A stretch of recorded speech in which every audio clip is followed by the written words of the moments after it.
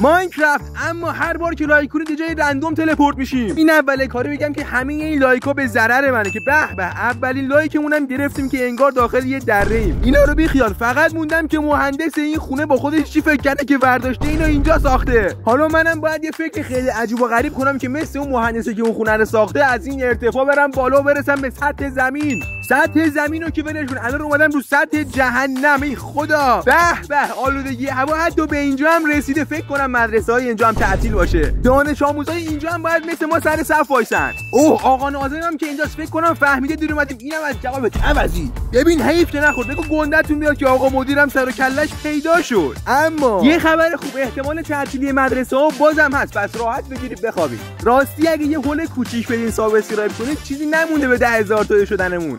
منظور من که این هول نبوده. خدا بازم دمتون گرم که لایک کردین، جون سالم به در بردیم. حالا باید یه جوری خودمون رو برسونیم اووربورد. ایول اینم از اووربورد، ولی چرا اینجا اینجوریه؟ دارم منم با سرعت زیاد سقوط می‌کنم. ای خدا الان قراره که بمیرم و سقط شدم.